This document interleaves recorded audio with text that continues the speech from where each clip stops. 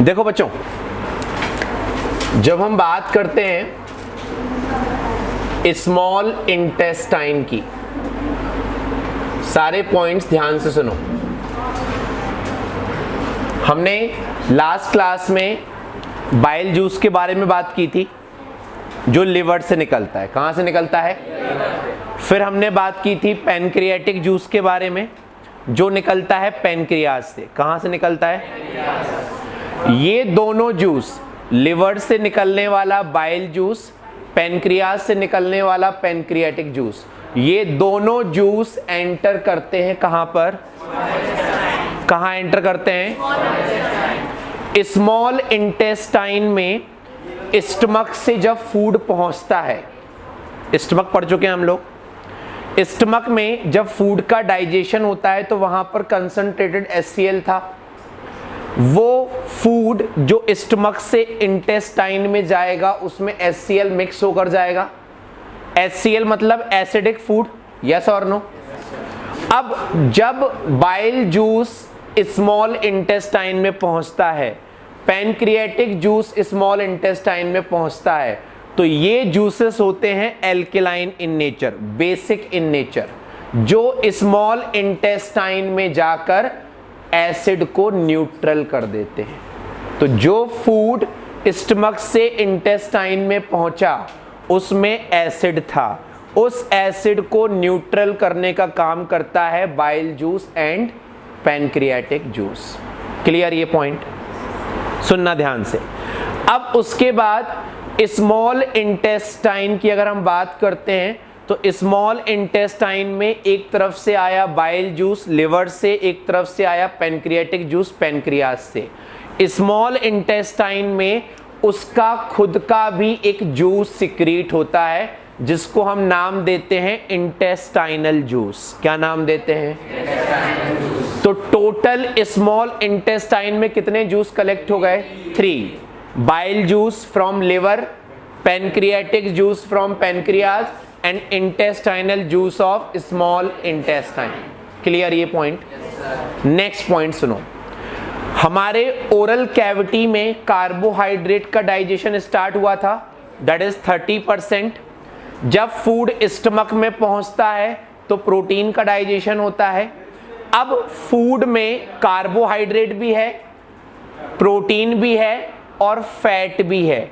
इन तीनों का complete digestion होता है last to last small intestine में। That means small intestine is the final site of digestion of food. Small intestine के बाद लार्ज इंटेस्टाइन में किसी भी टाइप के फूड का डाइजेशन नहीं होता है। ये पॉइंट याद रखना है। क्लियर ये पॉइंट? फोर्थ पॉइंट सुनो। अगर हम बात करते हैं स्मॉल इंटेस्टाइन की, उसका नाम है स्मॉल इंटेस्टाइन, बट वो एलिमेंट्री कैनाल का सबसे लॉन्गेस्ट, सबसे लंबा पार्ट होता है। यस और नो? स्मॉल इंटेस्टाइन की लेंथ सबसे ज्यादा होती है, इवन लार्ज इंटेस्टाइन से भी ज्यादा। तो उसको स्मॉल क्यों कहा जाता है? क्योंकि उसका डायमीटर स्मॉल होता है, लेंथ ज्यादा होती है। समझ में आई मेरी बात? तो स्मॉल इंटेस्टाइन को हम स्मॉल क्यों कहते हैं? Due to small diameter, but length उसकी सबसे ज्यादा होती है। फिफ्थ पॉइंट सुनो। हम बात करते हैं, हाँ बोलो। लीवर से भी ज्यादा? हाँ, लिवर का वेट होता है उल्लू। लेंथ और वेट में डिफरेंस है। लिवर का वेट था 1.4 kg, यहां हम लेंथ की बात कर रहे हैं। समझ रहे हो? अभी हम बात करते हैं, हमारे स्मॉल इंटेस्टाइन की लेंथ मीटर में होती है। किसमें? 2.5 मीटर, 2.8 मीटर।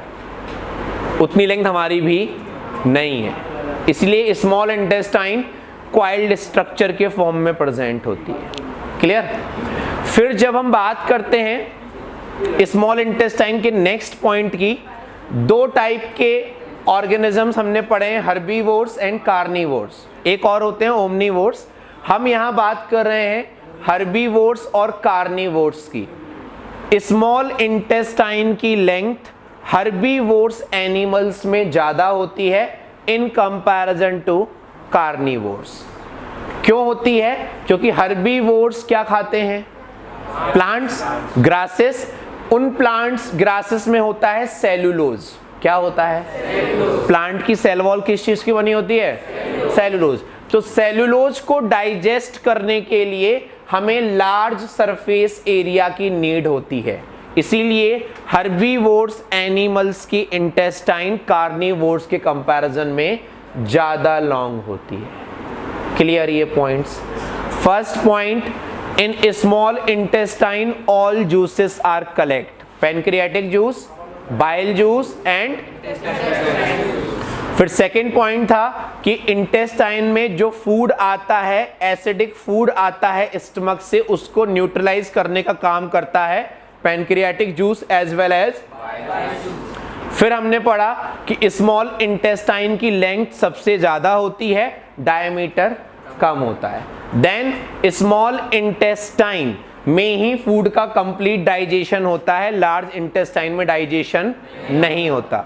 फिर हमने पढ़ा कि हर्बीवोर्स की स्मॉल इंटेस्टाइन की लेंथ कार्निवोर्स के कंपैरिजन में ज्यादा होती है, because they require large surface area for the digestion of cellulose, for the digestion of.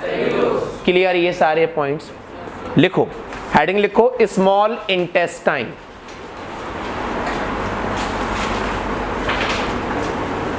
In this write down first point, heading write down small intestine. It is the longest part of small intestine में लिखो, it is the longest part of alimentary canal. Alimentary canal. It is the longest part of alimentary canal, having a small diameter. Having a small diameter. Clear this point? Yes, sir. Second point लिखो, in herbivores,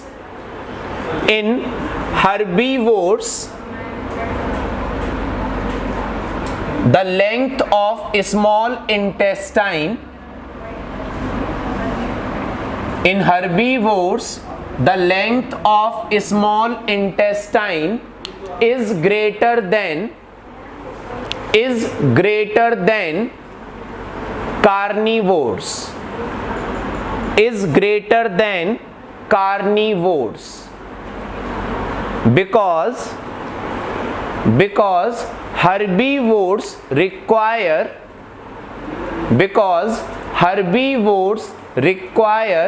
large surface area.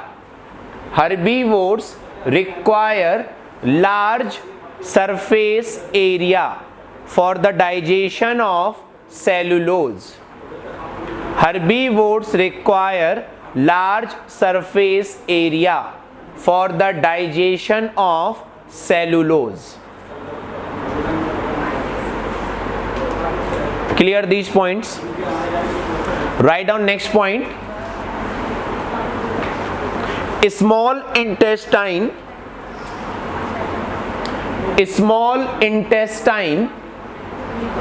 is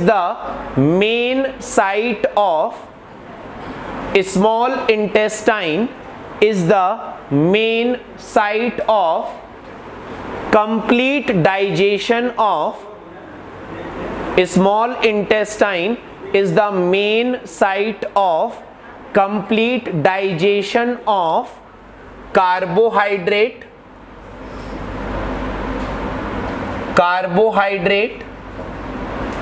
fat and protein.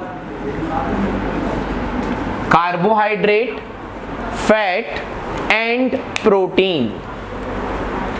Clear this point? लिखो next point. In small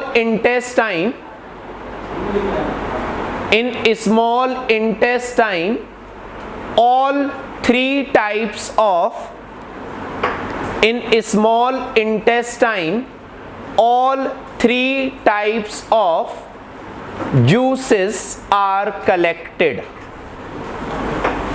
In small intestine, all 3 types of juices are collected. That is bile juice,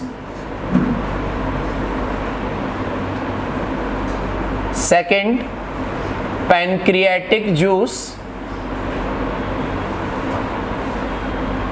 and third intestinal juice.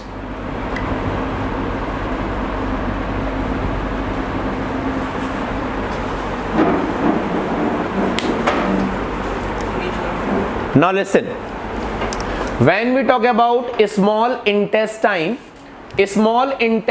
consists of 3 parts. One is called duodenum. क्या कहलाता है? हमने stomach पढ़ा था. Stomach का last part क्या था? Stomach का लास्ट पार्ट क्या था? पाइलोरिक. क्या था? Pyloric part of stomach open into duodenum, जिसकी ओपनिंग कंट्रोल होती है by pyloric sphincter. Pyloric. Second जो पार्ट होता है दैट इज जेजुनम. क्या कहलाता है? And third part is known as ileum. क्या कहलाता है? Duodenum, jejunum and ileum. इन तीनों को अगर हम देखें तो सबसे ज्यादा लेंथ होती है इलियम की, उससे कम और सबसे कम. क्लियर ये पॉइंट? लिखो next point. Small intestine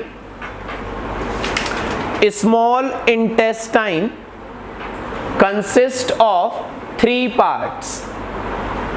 Small intestine consists of 3 parts. Duodenum, jejunum and ileum. Duodenum, jejunum and ileum.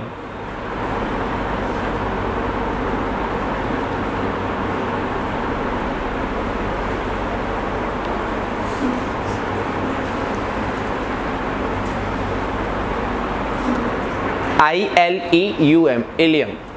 Now write down heading intestinal juice. Write down the heading intestinal juice.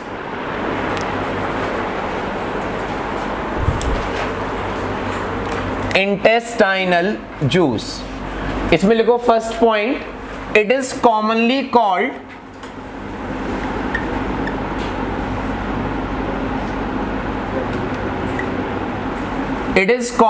called succus entericus.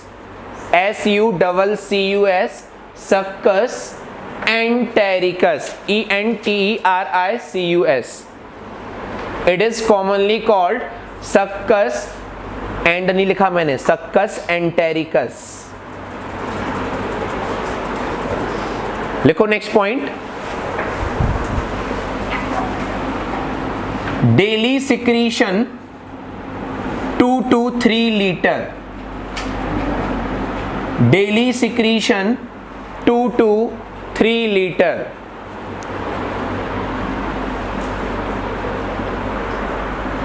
pH लिखो 7.8. pH is 7.8. अब सुनो, intestinal juice में कई सारे enzymes होते हैं. उन enzymes के नाम सुनो. The first enzyme is known as enterokinase. क्या कहलाता है? Second is known as maltase. Third is known as lactase. Then intestinal lipase, then dipeptidase. ये सारे एंजाइम्स पाए जाते हैं किसमें?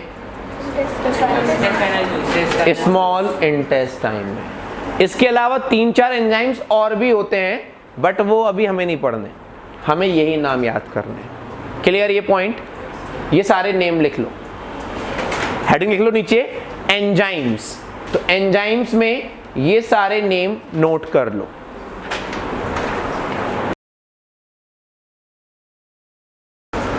Now write on next heading, digestion of food in small intestine. पहले हम बात तो कर लें। Write down the heading, digestion of food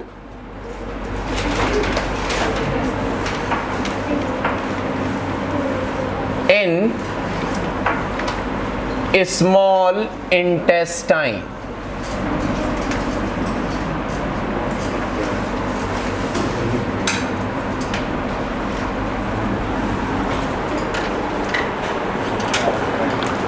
देखो, first of all we talk about digestion of carbohydrate.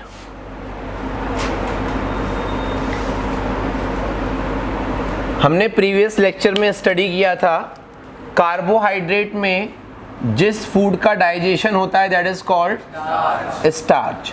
Starch का 30% डाइजेशन हुआ था, रिमेनिंग 70% डाइजेशन होता है इंटेस्टाइन में। यहां पर स्टार्च को ब्रेक करने वाला एंजाइम होता है पैनक्रियाटिक एमाइलेज, जो पैनक्रियाज से आता है। कहां से आता है? Pancreatic amylase. स्टार्च ब्रेक होने के बाद क्या बन गया? माल्टोज। क्या बन गया? अब इस माल्टोज का ब्रेकडाउन होता है। जब माल्टोज का ब्रेकडाउन होता है तो 2 मॉलिक्यूल्स बनते हैं ग्लूकोज के। किसके? यहां पर जो एंजाइम इन्वॉल्व होता है वो है माल्टेज। अभी हमने पढ़ा था इंटेस्टाइनल जूस में क्या होता है? माल्टेज। फिर हम बात करते हैं मिल्क की। मिल्क प्रोटीन का डाइजेशन हुआ था स्टमक में। मिल्क में शुगर भी होती है जिसको हम नाम देते हैं लैक्टोज। क्या नाम देते हैं? लैक्टोज। इस शुगर का ब्रेकडाउन होता है और एंजाइम होता है यहां पर लैक्टेज, जो इंटेस्टाइनल जूस में प्रेजेंट होता है। हम अभी सब लिख लेंगे, है ना बच्चों? चिराग, फिर कुछ भी नहीं समझते हम और फिर सब भूल जाते हैं। हाँ, वो संस्कार पटसारी क्या तुम्हारा नाम क्या है? उत्कर्ष। हाँ, अभी जब हम लिख लेंगे इसको, मैं खड़ा हो जाऊंगा, तुम भी बैठ जाओगे ऐसे आराम से। फिर क्या करोगे? पंचायत। सुन लो पहले, मुझे तो सब आता है, तुम लोगों के लिए लिख रहा हूं।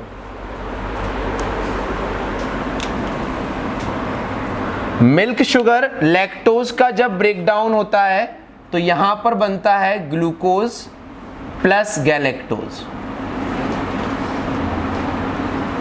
तो इस तरीके से स्टार्च का ब्रेकडाउन हो गया, माल्टोज का ब्रेकडाउन हो गया और लैक्टोज का ब्रेकडाउन हो गया। ये सारे प्रोडक्ट अब फर्दर ब्रेक नहीं होते। ये सारी चीजें हमारी बॉडी में एब्जॉर्ब होती हैं और एब्जॉर्ब भी कहाँ होती हैं? Small intestine. क्लियर ये पॉइंट? तो कार्बोहाइड्रेट का डाइजेशन स्मॉल इंटेस्टाइन में यहां पर आकर कंप्लीट हो जाता है। अगर एक और केस लेकर चले हम, जैसे हमने शुगर खाई, जो घर पे शुगर होती है, या शुगर केन खाया, उसमें एक शुगर होती है कार्बोहाइड्रेट, जिसको हम क्या बोलते हैं? सुक्रोज। क्या बोलते हैं? इसके लिए एंजाइम होता है इंटेस्टाइनल जूस में इन्वर्टेज। ये मैंने लिखवाया नहीं था अभी आपको। कौन सा होता है?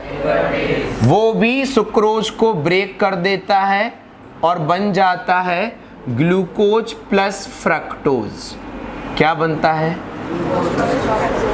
ये सारे, चाहे ग्लूकोज हो, चाहे फ्रक्टोज हो, चाहे गैलेक्टोज हो, ये भी हैं तो कार्बोहाइड्रेट ही, बट ये कॉम्प्लेक्स फूड थे, ये सिंपल फूड हैं जो एब्जॉर्ब हो जाएंगे। तो तो break down of complex food into simple absorbable form, that is called digestion, that is called clear ये point. So this is the digestion of carbohydrate. Next heading is digestion of protein. लिख तो लो, फिर से कर लेते हैं. देखो बच्चों सुनो, प्रोटीन का कुछ डाइजेशन स्टमक में हुआ था. प्रोटीन के डाइजेशन से स्टमक में बना था पेप्टाइड्स एंड प्रोटियोजेस. क्या बना था? अब यहां पर डाइजेशन कैसे होता है सुनो पहले ध्यान से. हमने पैनक्रियाटिक जूस में 3 एंजाइम्स पढ़े थे. पहला नाम था ट्रिप्सिनोजिन. क्या नाम था बच्चों? सेकंड नाम था काइमोट्रिप्सिनोजिन. थर्ड नाम था, ठीक है चलो मान लिया. अभी हम यहां लिख रहे हैं पेप्टाइडेज, क्योंकि पैनक्रियाटिक एमाइलेज हम पढ़ चुके हैं अभी. ठीक है, ये तीनों एंजाइम्स भी स्टमक के एंजाइम्स की तरह इनएक्टिव फॉर्म में रिलीज होते हैं. किस फॉर्म में रिलीज होते हैं? और अगर ये इनएक्टिव फॉर्म में रिलीज होते हैं तो ये किस चीज का डाइजेशन करते होंगे? तभी तो किस फॉर्म में रिलीज हो रहे हैं? इनएक्टिव. अगर ये एक्टिव में होते तो ये हमारे स्मॉल इंटेस्टाइन की मसल्स को ही डाइजेस्ट कर जाते. यस और नो? ये तीनों एंजाइम्स इनएक्टिव फॉर्म में रिलीज होते हैं, इनको एक्टिव किया जाता है. सुनना ध्यान से. स्टमक में एक्टिवेशन हुआ था HCl के थ्रू. अब यहां तो HCl है नहीं, यहां पर ट्रिप्सिनोजिन को एक्टिवेट करने वाला एंजाइम है एंटेरोकाइनेज. अभी हमने पढ़ा था इंटेस्टाइनल जूस में. कहां पढ़ा था? ये एंटेरोकाइनेज ट्रिप्सिनोजिन को एक्टिवेट करता है और एक्टिवेट करके जो एक्टिव एंजाइम बनता है उसका नाम है ट्रिप्सिन. क्या नाम है? जैसे वहां था पेप्सिनोजिन, उससे बन रहा था, यहां है ट्रिप्सिनोजिन, क्या बन रहा है? यहां पर है काइमोट्रिप्सिनोजिन. अब इसको एक्टिवेट करता है ये ट्रिप्सिन. पहले ये खुद एक्टिवेट हुआ, अब ये एक्टिवेट करता है काइमोट्रिप्सिनोजिन को भी और प्रोकार्बोक्सी पेप्टाइडेज को भी. जब ये काइमोट्रिप्सिनोजिन को एक्टिवेट करता है तो बनता है काइमोट्रिप्सिन. क्या बनता है? और जब ये प्रोकार्बोक्सी पेप्टाइडेज को एक्टिवेट करता है तो बनता है कार्बोक्सी पेप्टाइडेज. क्या बनता है? तो सबसे पहले तो एंजाइम्स का एक्टिवेशन जरूरी है. ट्रिप्सिनोजिन किस में कन्वर्ट हो गया? काइमोट्रिप्सिनोजिन एंड प्रोकार्बोक्सी पेप्टाइडेज. अब ये तीनों एंजाइम्स एक्टिवेट हो गए.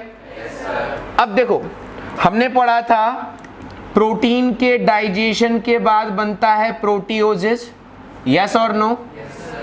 इस पर वर्क करता है, फूड पर डिपेंड करता है कि ये प्रोटीन क्या था. ये प्रोटीन पल्सेस था, प्रोटीन सोयाबीन था, मीट था, फिश था, क्या था?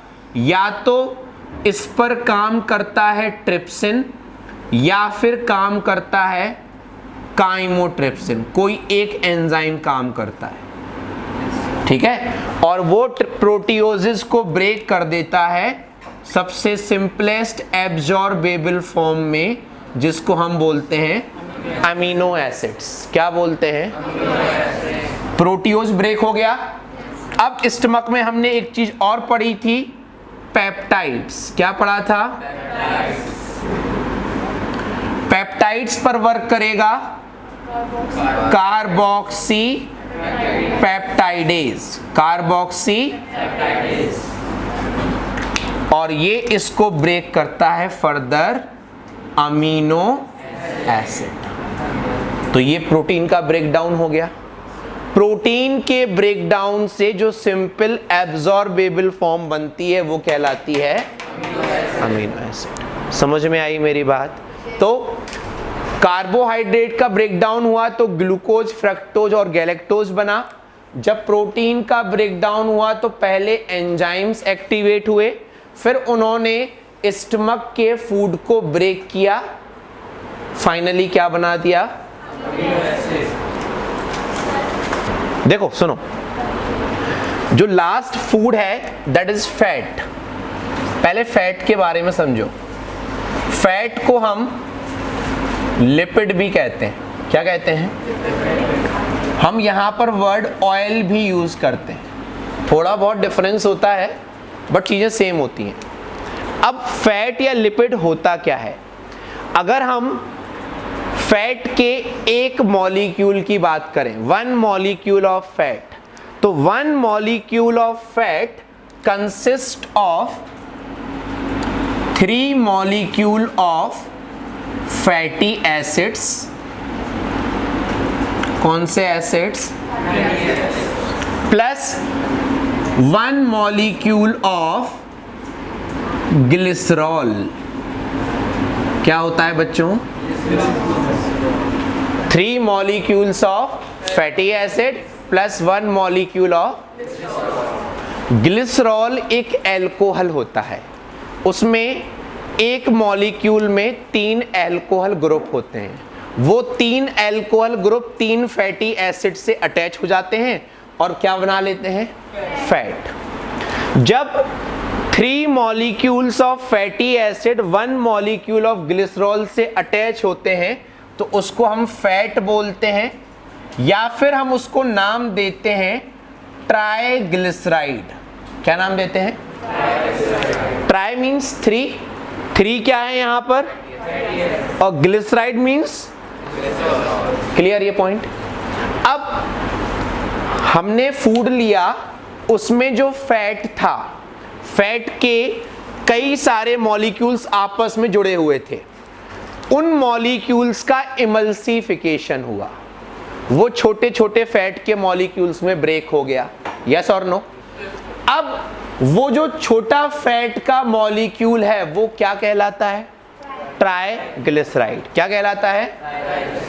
इस पर वर्क करता है एंजाइम, या तो पैनक्रियाटिक लाइपेज या इंटेस्टाइनल लाइपेज, जो अभी हमने लिखा था। ठीक है? अब जब इंटेस्टाइनल लाइपेज वर्क करेगा तो इससे निकलेगा 1 फैटी एसिड। क्या निकलेगा? पहले कितने थे? 3, एक अलग हो गया, कितने बचे? अब इसका नाम हो जाएगा डाइग्लिसराइड। क्या नाम हो जाएगा बच्चों? क्लियर ये पॉइंट? अब इसका फिर से ब्रेकडाउन होगा, फिर से एंजाइम वर्क करेगा, इंटेस्टाइनल लाइपेज यहां लिखा था तो यहां लिख दो पैनक्रियाटिक लाइपेज। बट जब आप आंसर में लिखोगे ना तो या तो दोनों नाम एक साथ लिखना या एक ही नाम लेकर चलना। समझ में आई मेरी बात? अब यहां पर भी क्या रिलीज हो जाएगा? एक। अब कितने बचे? मोनोग्लिसराइड। क्या हुआ बच्चों? समझ में आ रही है मेरी बात? लास्ट देखो, अब जब मोनो पर वर्क करेगा पैनक्रियाटिक लाइपेज या इंटेस्टाइनल लाइपेज, यहां पर एक फैटी एसिड है और एक क्या है? ग्लिसरॉल है। यस और नो? अब जब ये ब्रेक होगा तो क्या बनेगा? 1 फैटी एसिड प्लस 1 ग्लिसरॉल। क्या बन जाएगा? इसको उल्टा करके देखो, यहां 1 ग्लिसरॉल है, 1 फैटी एसिड अटैच हुआ तो क्या बना? उसमें एक और अटैच हुआ तो क्या बना? उसमें एक और अटैच होगा तो क्या बनेगा? कितने फैटी एसिड अटैच हुए? कितने मॉलिक्यूल ग्लिसरॉल के? तो जब उसका ब्रेकडाउन होगा तो भी तो अपोजिट होगा। यस और नो? तो लास्ट में हमें क्या मिला? 1 फैटी एसिड मिला, 2nd fatty acid, 3rd fatty acid और एक क्या मिल गया? वही तो कॉम्पोजिशन था। यस और नो? समझ में आई मेरी बात?